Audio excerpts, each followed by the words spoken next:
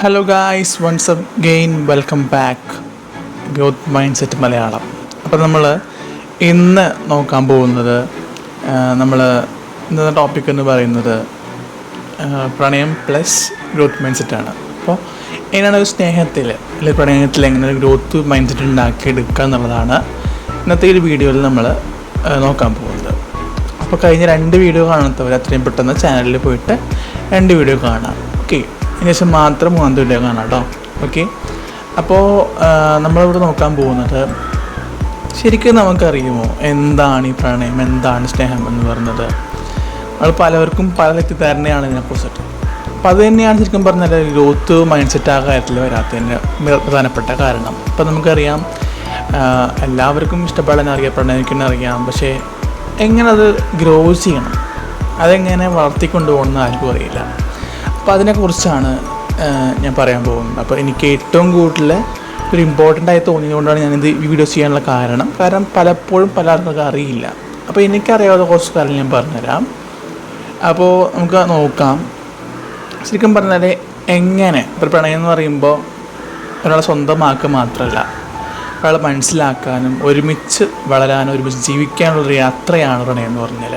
Okay, ഇപ്പോൾ നിങ്ങളൊരാളെ സ്നേഹിക്കുമ്പോൾ അവർ കൃത്യമായിട്ടുള്ള സ്വാതന്ത്ര്യം കൊടുക്കണം, കൃത്യമായിട്ടുള്ള സ്വപ്നങ്ങളുണ്ട്, കൃത്യമായിട്ടുള്ള വ്യക്തിത്വമുണ്ട് നമുക്ക്. അതായത് ഓരോ ഇൻഡിവിജ്വലിനും ഈ സംഭവം കൊടുക്കണം. ഓക്കെ, അത് നമ്മളാരെ കൊടുക്കേണ്ടതല്ല, അവരെടുക്കേണ്ടതാണ്. പക്ഷെ നമ്മളൊരിക്കലും അവരുടെ ആ ഒരു കാര്യത്തിന് എന്താ ചെയ്യരുത്, തടസ്സമാക്കരുത്, ഒരിക്കലും തടസ്സമാവരുത് ഒരിക്കലും. ഓക്കെ, ഒരാളെ നമ്മൾ സ്നേഹിക്കുമ്പോൾ അവരുടെ രീതിയിൽ നമ്മൾ ബഹുമാനിക്കുക വേണം. ഒരിക്കലും നമ്മൾ ബഹുമാനിക്കാതെ മുന്നോട്ട് പോകരുത്. ഓക്കെ, അപ്പോൾ അങ്ങനെയൊക്കെ ചെയ്യുമ്പോൾ ആ ഒരു സ്നേഹം അത്രയും വാല്യുബിളായിട്ട് മാറും എന്നുള്ളതാണ്. ഇനി നമുക്ക് പലപ്പോഴും പ്രണയത്തെ പൊസസീവ്നെസ് ആയിട്ട് കാണുന്നു നമ്മൾ. അതായത് നമ്മൾ പൊസസീവായിട്ടുള്ള ചിന്തയിലേക്ക് വരികയാണ്. അതായത് എന്താ പറയുക, അവൾക്ക് എന്നെ മാത്രമേ പറ്റുള്ളൂ, ഞാൻ മാത്രം മതി എന്നുള്ളൊരു ചിന്ത ചിലപ്പോൾ ഉണ്ടാവും. ഓക്കെ, അപ്പോൾ അതൊക്കെ പറയുന്നത് ഇപ്പോൾ ചില എന്താ പറയുക, ഞാൻ മാത്രം മതി, മറ്റൊരാൾ സംസാരിക്കാൻ പാടില്ല എന്നൊക്കെ പറയുന്നത് പേടിയാണ്. സ്നേഹം എന്ന് പറയാൻ പറ്റില്ല.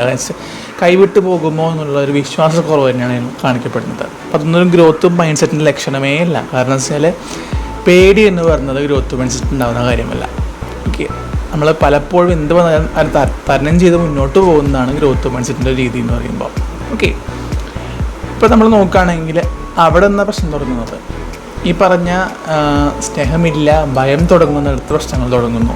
അവിടെ മുതൽ ആ ഗ്രോത്ത് മൈൻഡ് സെറ്റ് സംഭവം ഉണ്ടാവുന്നേ ഇല്ല, തകരാൻ തുടങ്ങുകയാണ്. അപ്പോൾ ഓക്കെ, ഇപ്പോൾ ഒരാളെ ഇങ്ങനെ പിടിച്ചു നിർത്തുന്ന ഒരു കാര്യമാണ് ഈ പ്രണയം സ്നേഹം എന്നൊക്കെ പറഞ്ഞത്.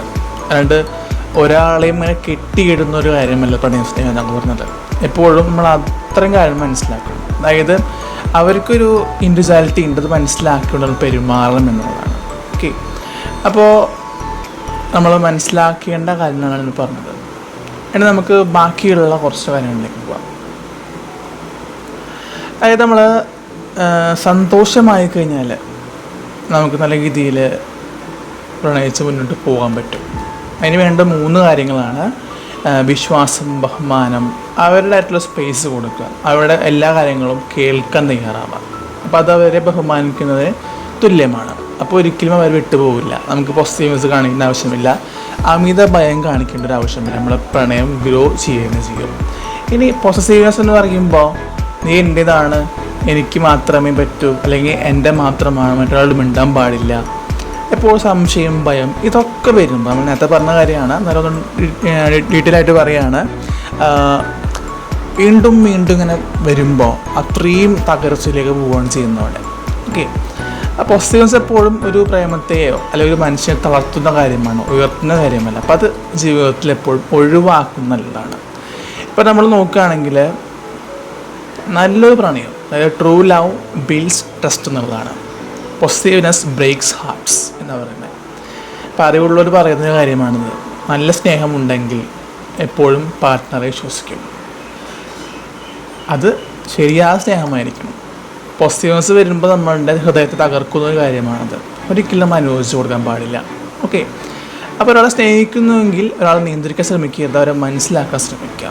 അപ്പോൾ തന്നെ നല്ല ഇതിൽ ഗുണം ചെയ്യും. അപ്പോൾ ഇത്രയും കാര്യങ്ങൾ മനസ്സിലാക്കുക. ഓക്കെ, അപ്പോൾ എന്തെങ്കിലുമൊക്കെ ഡൗട്ട്സ് ഉണ്ടെങ്കിൽ ചോദിക്കുക. അതുപോലെ തന്നെ നിങ്ങളുടെ വിലയേറിയ അഭിപ്രായങ്ങൾ നിങ്ങൾ കമൻറ്റ് ചെയ്യുക.